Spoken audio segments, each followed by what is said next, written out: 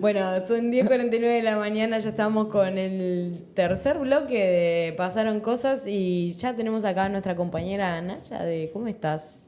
Hola, muy bien. Muy bien. Feliz de volver y encontrarnos con los amigos de Pasaron Cosas. Bueno, y Naya hizo una entrevista en el último semanario que salió que decía, ¿pueden leer tu mente? La batalla legal por los neuroderechos. Y hoy vamos a estar entrevistando a José Iglesias, que lo va a presentar Naya. Porque tiene el know-how. Porque tiene el know-how. Bueno, primero agradecer a nuestros amigos, colegas que nos permitieron estos minutos para compartir y que los televidentes conozcan de qué se tratan los neuroderechos. Siempre digo que me sorprendió mucho la palabra, tenía como un vacío en este sentido, no sabía que ya existían neuroderechos y que se estaba luchando por implementarlos. Y conocí al profesor Antonio Iglesias Cáceres, profesor de Derecho Laboral en la Facultad de Derecho de la Universidad de la República, miembro del Instituto de Derecho del Trabajo y de la Seguridad Social, fundador de la Red Iberoamericana de Neuroderecho y Neuroética, investigador y especialista en neuroderechos, consultor de la UNESCO para el reconocimiento de la ética y la neurotecnología. Entonces, muchas gracias por estar con nosotros, por acompañarnos y esclarecer algunos términos que pueden ser nuevos para los amigos que están con nosotros. Bienvenido. Bueno, buenos días, muchas gracias por la invitación. Así que nada, el título del programa también es muy sugerente, es decir, están pasando cosas y vaya, se están pasando cosas, así que bueno, hablemos de eso. Claro que sí. Primero, esclarecer términos como neurotecnología. ¿Qué pasa con la neurotecnología y sus usos, por ejemplo, en la medicina y en el ámbito laboral? Sobre todo me interesa conocer cómo ha trascendido. Bien. Bueno, cuando nos referimos a neurotecnología son todas aquellas herramientas que pueden permitir, digamos, mejorar, intervenir en todo lo que tiene que ver con la capacidad cerebral, neuronal, y como tú bien dices, el desarrollo de estas neurotecnologías básicamente están en el ámbito médico. Digamos, los desarrollos originarios siempre están vinculados al sector de la medicina o al sector militar. Luego, ese tipo de desarrollos tecnológicos va permeando hacia otros estamentos, como por ejemplo puede ser, tú mencionabas el ámbito laboral, que es el que más me interesa por la perspectiva que yo puedo tener o la mirada que puedo tener de esta temática, pero también estas neurotecnologías ya se utilizan en el ámbito de la educación y en otros ámbitos, es decir, ya ha permeado a desarrollos comerciales. Yo tengo algunos datos que si me permites puedo compartir. Claro que sí. Estos son Por un supuesto. informe. Es un informe del año pasado de la UNESCO, para que ustedes tengan una idea. Desde el año 2014 al 2021 hubo un aumento del 700% de lo que tiene que ver con las investigaciones en empresas de neurotecnologías. O sea, adviertan el crecimiento exponencial, ¿no? Luego, en lo que tiene que ver con las empresas de neurotecnología en el registro de patentes de este tipo de dispositivos, bueno, ya están encima de 1.400. ¿no? Y luego se ha pasado de 500 a más de 12.000 lo que tiene que ver con empresas de neurotecnología, patentes de neurotecnología. O sea, ha habido un desarrollo exponencial muy importante. Con lo cual, el tema de los dispositivos neurotecnológicos, en el uso cotidiano podríamos decir que ya no es una cuestión de ciencia ficción, sino que es realmente es lo que está pasando ahora. Así es, desde el año 2017 ya se viene alertando acerca de lo que pueden hacer dispositivos de neurotecnología que funcionan como un electroencefalograma y registran datos neuronales que explican emociones, pensamientos, sensaciones de un individuo. Y todos esos datos van a un servidor, se descifran por la inteligencia artificial, como bien me explicabas, y se pueden vender a corporaciones, a gobiernos, y pueden ser capaces de controlar incluso a cierto público, cierto sector o a un trabajador, digamos. Podemos hablar un poco para que las personas entiendan que ¿Algún ejemplo de dispositivo de este tipo que ya se esté usando y que puedan regular el trabajo de una persona? Sí, cómo no. Si me permites, primero me gustaría hacer un encuadre respecto a esto. Es decir, bueno, ¿qué entendemos por neuroderechos? Como tú bien decías, el origen del vocablo lo podemos ubicar en el año 2017, donde hay un trabajo de dos reconocidos neuroeticistas, como son Marcello Ienca y Roberto Andorno, en el cual ellos ya empiezan a advertir el impacto que pueden tener estas neurotecnologías en las personas. Entonces, ellos hablan de la posibilidad, si bien estas posiciones luego se han ido matizando con el tiempo, lo cierto es que a partir del 2017 ellos empiezan a ver la necesidad de un ayornamiento, una actualización de los derechos humanos y concretamente dicen, bueno, en el uso de estos neurodispositivos ya podríamos estar hablando de neuroderechos. ¿Neuroderechos a qué? Por ejemplo, a la continuidad psicológica de un individuo, a la autonomía, a la privacidad mental. A la privacidad mental. Y luego, en el 2018, la NeuroRay Foundation, a iniciativa del neurobiólogo Rafael Yuste, propone 5 neuroderechos y entre ellos recoge, digamos, los propuestos por Ienca y Andorno con algún matiz y agrega otros 2 que son bien interesantes, es decir, la protección contra sesgos, es decir, este tipo de neurotecnologías o dispositivos utilizan software y bueno, así como se habla de los algoritmos en la inteligencia artificial, perfectamente en este tipo de software se puede también estar introduciendo algunos patrones de discriminación, exacto, digamos. Por ejemplo. Y el otro neuroderecho que incorpora es el neuroderecho de acceso equitativo a este tipo de dispositivos. Imaginemos que en el día de mañana cada uno de nosotros pueda tener acceso a que seamos implantados con un microchip que aumente nuestras capacidades cognitivas o nos mejoren en determinados aspectos. Seguramente esas intervenciones o esos dispositivos sean costosos y no todos tengamos las mismas posibilidades. Bueno, eso se prevé con una incorporación de los neuroderechos, ¿no? Exactamente. Entonces, sí, ¿cómo hacen también? Digo, me surgen muchas cosas, ¿no? Porque me parece un tema muy interesante que está muy bueno para pensar porque está pasando ahora, pero ¿cómo garantizan los estados estos derechos, teniendo en cuenta que muchas veces se encuentran en una desigualdad de condiciones con las empresas que producen estos cambios tecnológicos? Y es lo que está sucediendo con la inteligencia artificial. Avanza mucho más rápido de lo que pueden los estados pensar eso, discutirlo por los mismos tiempos, ¿no? De uno y de otro, de una empresa y un estado. ¿Cómo se piensa en eso? Es muy acertada la pregunta porque aparte nos pone en una situación de poder contestar en distintos planos. Es decir, si nosotros viéramos esta realidad en 2 planos, claramente hay desarrollos tecnológicos que se dan en determinadas regiones y no en otras. Es decir, concretamente, la mayoría de las patentes, la mayoría de desarrollos tecnológicos se ubican en Europa, en Estados Unidos y claramente América Latina, el Caribe, con esta mirada desde el sur global, somos consumidores de ese tipo de tecnología. Paradójicamente, América Latina y el Caribe son los países que más han advertido y han sido más proactivos a la hora de intentar regular estas neurotecnologías o los impactos de las neurotecnologías en las personas. Por ejemplo, y aquí podemos dividir 3 planos, un plano nacional, un plano regional y un plano global. En el plano nacional, tú ya tenés determinados países que ya han ido avanzando en la regulación de este tipo de neurotecnología, cada uno con sus características, con su perspectiva de qué es lo que se debe cambiar en la legislación, sean normas constitucionales o normas legales a través de una norma legal específica o a través de la modificación de alguna ley preexistente, como por ejemplo puede ser la Ley de Protección de Datos Personales.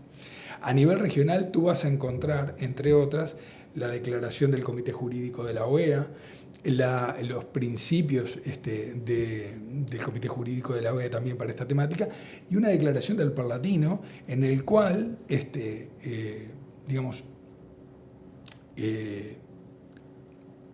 impulsa a que los Estados miembros regulen este tipo de temáticas. El ejemplo paradigmático lo tenemos en Chile. Chile, a partir del 2019, empieza un proceso de discusión que cristaliza en el 2021 con la incorporación en el artículo 19, inciso primero de su Constitución, en el inciso final, la protección de estos neurodatos.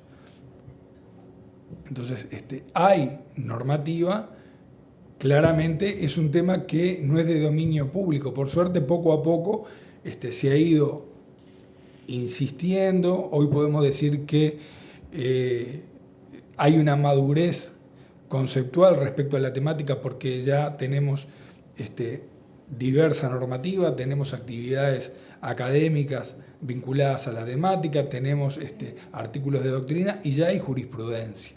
Entonces, Nayaré comentaba acerca del impacto en el mundo laboral y yo las estoy viendo a ustedes y las veo con estos cascos, con estos auriculares, y estos auriculares, si tuvieran en este momento, que podrían tenerlo, no me asustes, que podrían tenerlo, tecnología de electroencefalografía, podría estar recolectando datos neuronales de ustedes que se llegarían a un software y eso va a servidores. Claramente esos servidores no estarían aquí en Uruguay y esa es la otra problemática. ¿A dónde van esos neurodatos? ¿Qué tratamiento se le dan? Y bueno, y hay cifras de la NeuroRay Foundation en el cual prácticamente el 97% de las empresas que desarrollan este tipo de dispositivos neurotecnológicos no cuenta con políticas de privacidad. Y aquellas que cuentan con políticas de privacidad son políticas muy severas, muy rigurosas a la hora de poder recolectar esos datos. Yo Qué escuchaba miedo. más temprano a Verónica Ojo con lo que vas a decir. y a Martina y a Gerardo comentar lo sorprendente que puede llegar a ser que hables de un tema y enseguida aparezca en la búsqueda de tu celular o en las recomendaciones de las redes sociales. ¿Podemos imaginarnos un mundo en el que puedan leer lo que pensamos, cómo nos sentimos y en función de eso ofrecernos información? O como bien me explicaba el profesor, en el ámbito laboral, cuando un trabajador no rinde lo suficiente y determinar si ese trabajador se despide, se echa porque no está rindiendo neuronalmente o mentalmente lo que uno precisa. O bajo es qué un estímulos mundo funciona mejor o no. Entonces es un mundo que atemoriza un poco y que es necesario, a pesar de los beneficios que pueden traer dispositivos neurotecnológicos, determinar un marco legal que pueda regular cómo funciona, cómo se aplica. En el caso de Chile, en el 2023 creo que tuvo lugar el primer juicio que lo ganó un individuo que denunció porque tenían sus datos neuronales y no sabía que podía cerrar la cuenta o extraer sus datos de un dispositivo para la salud, para controlarlo y tal. Fue un juicio paradigmático y bien, Chile lo aplica, en Brasil también se aplica en algún departamento, me estabas explicando. En el estado de Río Grande do Sul. Exacto, ya se está empezando a pensar qué hacer. En Uruguay específicamente, ¿cómo se está trabajando el tema? Bien. Es bien importante esto en este sentido. Una aclaración que hay que hacer es que cuando uno propone regular o anticiparse o tratar de anticiparse a estos cambios tan vertiginosos y tan sorprendentes de momento. Pareciera que estuviéramos hablando de ciencia ficción, ¿verdad? Pareciera que estuviéramos hablando de ciencia ficción. Yo estudio esta temática desde el año 2016, me enganché a estudiar esta temática, a profundizar en esta, y claramente a partir de la sentencia de Chile ha habido como una eclosión de poner un foco en esta temática en particular, pero todavía no está demasiado difundido, sobre todo a nivel de la opinión pública, de los potenciales riesgos del uso de estos dispositivos. Para que se hagan una idea, hablamos de los auriculares. A finales del 2023, Apple patentó unos auriculares inalámbricos con este tipo de tecnología. Me vuelvo loco. ¿Está?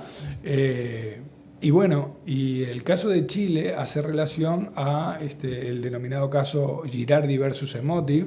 Emotiv es una empresa que se dedica al desarrollo de diversos dispositivos neurotecnológicos, muchos de ellos que se aplican en el ámbito laboral. De hecho, si ustedes googlean y van a la página de Emotiv, van a ver que tiene un apartado específico de aplicación concreta en el ámbito laboral, en el cual, lógicamente, se presenta con mucho marketing esto, ¿no? Se presenta toda la parte positiva, es decir, bueno, los beneficios. Ver si los trabajadores están a gusto, si están concentrados, si no están deprimidos, en fin, y de esta manera poder interactuar con ellos o recabar esos datos, que evidentemente todas estas cuestiones se utilizan, como se dice, o bien como un elemento de retención de esos trabajadores, de promoción o incluso, llegado el caso, de despido.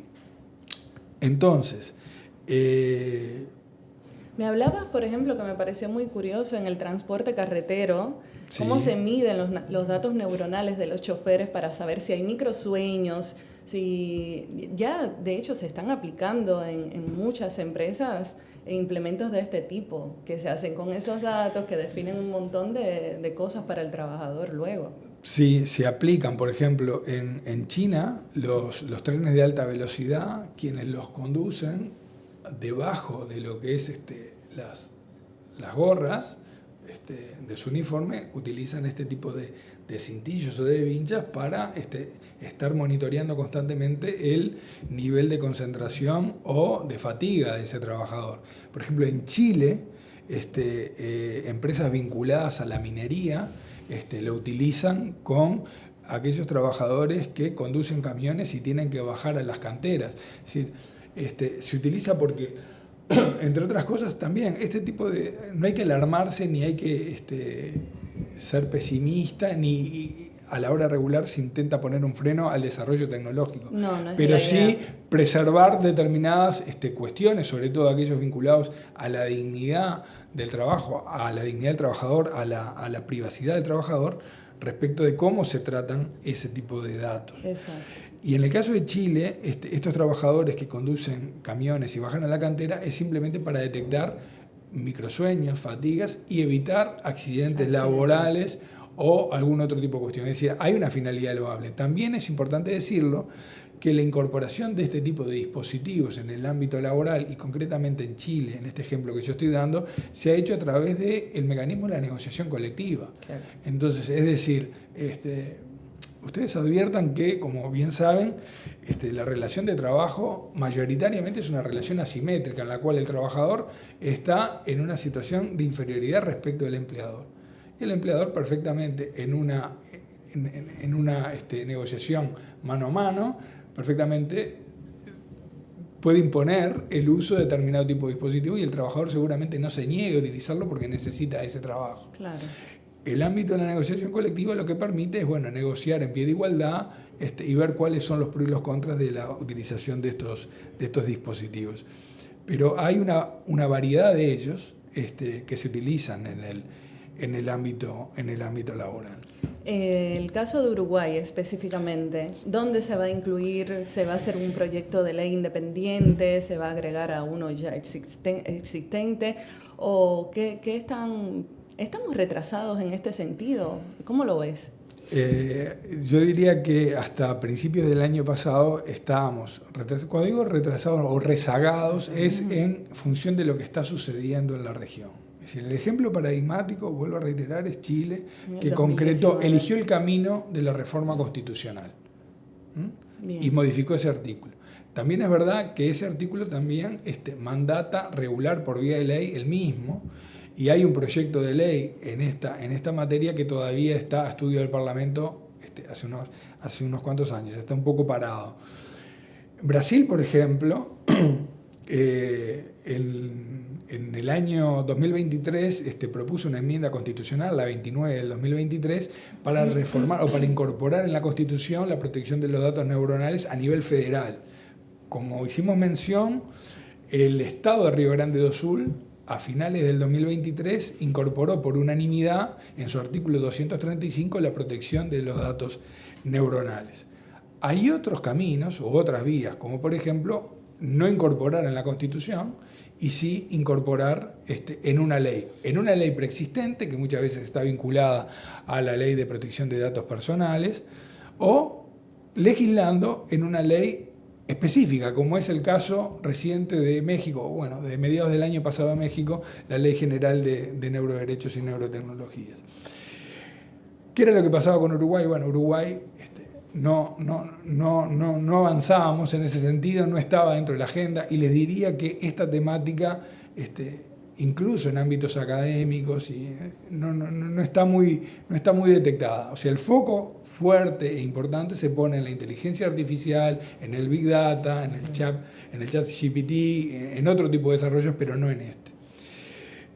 A raíz de conversaciones y de participación en la Comisión de Futuros del Parlamento, concretamente en algunas reuniones que hemos tenido, a mediados del año pasado, en junio, el diputado Rodrigo Goñi, quien preside la Comisión de Futuros del Parlamento, presenta un proyecto de ley incorporando una adenda a la Ley 18.331, Protección de Datos Personales. Concretamente el artículo 4, literal E, incorpora la protección de datos cerebrales y neuronales. Este tema también tengo constancia de que la senadora, por ejemplo, Silvia Nane, tiene interés. En su momento también la actual vicepresidenta Carolina Cose seguramente está interesada en el tema, porque ahora en mayo nos va a visitar el neurobiólogo Rafael Yuste, que es el gran promotor, el referente en esta... Ya lo vamos invitando al programa, nos haces las gestiones. En esta temática. Bueno, viene con una agenda muy, pero muy apretada, y le diría que viene por un día y por horas específicamente, con lo cual para Uruguay es muy importante la presencia de él, porque eso va a implicar ayudar a poner a consideración de la opinión pública y sobre todo del Parlamento esta temática. Estamos hablando de adultos y adultos que trabajan y los neurodatos, ¿no? Y yo me pongo a pensar que, en las etapas de desarrollo cognitivo de los niños, niñas, adolescentes, ¿cuáles pueden ser los riesgos o las ventajas, capaz, si existen, de esta protección de neuroderechos para niños, niñas y adolescentes que están, que en general son las personas más vulnerables a todas estas cosas? Es muy acertada esa pregunta, porque aparte pone el foco en una cuestión muy sensible, como son las infancias y sobre todo las poblaciones vulnerables, ¿no? Aparte, acá hay otro plano que hay que distinguir, y ya ingreso a contestar esta pregunta, que es lo que tiene que ver con las características de aquellos países que van a regular sobre estas cuestiones. Porque no es lo mismo Colombia, por ejemplo, que tiene poblaciones indígenas, al igual que Brasil y tal, y Uruguay, que no es que no las tenga, pero las tiene en menor medida. Hay una mayor homogeneidad a nivel étnico-racial, a nivel social. No es el caso de otros países de la región, con lo cual esas cuestiones también tienen que ser atendidas. Y en el caso concreto de las infancias, como bien señalaba Martina, es muy sensible. En el caso de China, por ejemplo, y volvemos al ejemplo, en el ámbito educativo, hasta donde yo tengo conocimiento, hace muy poco se utilizaban vinchas o diademas a todos los niños que iban a la escuela y marcaba el grado de concentración. Es decir, si estaba en rojo, ese niño estaba absolutamente disperso; si estaba en color amarillo, estaba más o menos fatigado en cuanto a su grado de concentración, y si estaba en verde, estaba óptimo. Incluso había tecnología para contactar con los padres y tuvieran en tiempo real cuál era la situación. Es algo muy futurista, digamos. Pero esto hace cuestión a que en el ámbito laboral, como ustedes bien saben, aquí está permitido el trabajo adolescente a partir de los 15 años, con determinadas salvaguardas y con determinado tipo de autorizaciones y con determinado tipo de carga horaria. Y como bien decía Martina, y esta es una temática que bueno, uno le intenta abordar desde la perspectiva jurídica, pero es una temática abisal y claramente tiene que ser abordada de forma interdisciplinaria, transversal, y aquí quienes saben, biólogos, de sectores de la medicina, de la neuromedicina, dicen que el niño o el cerebro humano está en evolución, en desarrollo, algo así como hasta los 20 años. Con lo cual, otra cuestión a tener en cuenta es qué tipo de impacto tienen estos dispositivos neurotecnológicos en un menor de edad. ¿Se va a permitir? ¿No se va a permitir?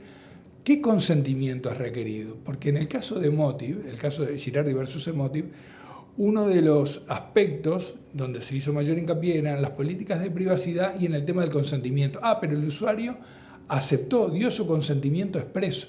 ¿Basta el consentimiento expreso de una aplicación, tocar, dar un clic o simplemente decir sí, acepto y ya está? ¿O se requiere un consentimiento un poco más riguroso, más severo? Claramente el consentimiento que se requiere es un consentimiento libre, informado, con determinado tipo de salvaguardas, que habrá que tener mayor atención en el caso de los menores de edad. Así es, y por lo general estas aplicaciones no te dan acceso a la aplicación si no aceptas las regulaciones que te imponen. Ni siquiera las lees y estás aceptando algo que no conoces. Y también hay que pensar cómo informar a las personas, a los padres en este sentido. Sí, bueno, ahí es un tema bien interesante desde esta perspectiva. Ya se empieza a hablar desde hace algún tiempo, y me parece que es imprescindible, del concepto de alfabetización digital. Alfabetización digital.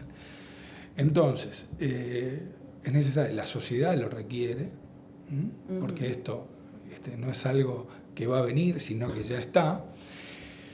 Pero volvemos, y ustedes me disculparán, de nuevo, desde la perspectiva laboral, hay que hacer un gran trabajo de formación y de información, de divulgación en ámbitos académicos, en ámbitos como que nos permite llegar a un montón de gente y que pueda escuchar por primera vez o interesarse aún más por estas temáticas, a nivel parlamentario, a nivel social. Y en el nivel de trabajo es necesario formar a quienes, ante la eventual regulación jurídica, tengan que bajar a tierra esta ley. ¿Y de quién estoy pensando? De los principales actores sociales. Estoy pensando de los representantes de los trabajadores, estoy pensando de las cámaras empresariales y estoy pensando en el rol del Estado. ¿Quién debería hacer, a mi juicio, esta formación? Y claramente debería hacerla INEFOP, ¿no? INEFOP es quien podría estar en mejores condiciones, entre otros, ¿no? Pero de llevar adelante este tipo de formación. Ahora, una pregunta que nosotros deberíamos hacernos es ¿quién forma a los que deben de formar? Porque esta no es una temática fácil, no es una temática fácil para nosotros los abogados, quienes hemos y estamos investigando y ahondando en esta temática, sino que tiene múltiples aristas. Pero bueno, esta es una cuestión que está ahora, porque otra de las cuestiones es que muchos de estos dispositivos en el ámbito médico podría tener algún tipo de supervisión, como por ejemplo a través de lo que pueda ser la labor inspectiva del Ministerio de Salud Pública o algunos controles más de tipo administrativo como pueden ser de importación de este tipo de dispositivos por la Dirección Nacional de Aduana. Estoy pensando en voz alta y estoy poniendo ejemplos, pero muchos de estos dispositivos ingresan sin ningún tipo de controlador porque ingresan como un dispositivo más de ocio, por ejemplo. O unos auriculares y tal, y tienen esa... Y no hay ningún tipo de controlador. Sin embargo, el impacto puede ser muy grande. Y otro tema bien interesante y preocupante es el tema de los neurodatos. ¿A dónde van esos neurodatos? ¿Qué hacen con ellos? Muchos de ellos, en las propias cláusulas de privacidad de este tipo de empresas, permiten la cesión de esos datos, la comercialización de esos datos, y bueno, en ese escenario futurista, bueno, van a poder leer la mente, quizás hoy no está esa tecnología, Pero esto es es una declaración de principios. Esta historia no comenzó hace 2 días, ni hace 5 años, ni hace 15, sino que uno podría remontarse a 1906 con los trabajos de Ramón y Cajal respecto del estudio del cerebro, y a partir de ahí hasta ahora, y en los desarrollos tecnológicos, la ciencia no va a detenerse y claramente tiene un objetivo, que es profundizar en el conocimiento del cerebro humano, que no es cualquier órgano. Y ahora viene a pasos agigantados. Con la inteligencia artificial generativa es muy fácil ir descifrando los datos que ofrece el cerebro. Sí. Entonces, yo estoy súper agradecida de que José nos haya acompañado en estos minutos en Pasaron Cosas. Gracias por explicarnos de qué viene la neurotecnología, los neurodatos, los neuroderechos. Sé que para muchos son términos nuevos, pero que tenemos que aprender a conocer, a descifrar y a tenerlos presentes para que también nos sirvan en el día a día y ver en esa cotidianeidad que tienen, por ejemplo, las redes sociales, determinar qué es bueno, qué es malo, qué puedo hacer, qué puedo aceptar, qué no. Y nada, te esperamos en mayo porque sé que tienes el evento, que viene este referente, que va a estar en Uruguay, y es un honor para nuestro país recibirlo y aprender de lo que está pasando en el mundo en este sentido. Muchísimas gracias a ustedes por la invitación y por el espacio, así que a las órdenes para cualquier otra oportunidad. Bueno, muy bien, conversábamos con el doctor José Iglesias sobre neuroderechos y bueno, si les parece nos vamos a una pequeña pausa y volvemos con más Pasaron Cosas. La amistad tiene la honestidad por virtud y es auténtica, porque prioriza la confianza por sobre todas las cosas. Caras y caretas, una voz amiga. Suscríbete ahora.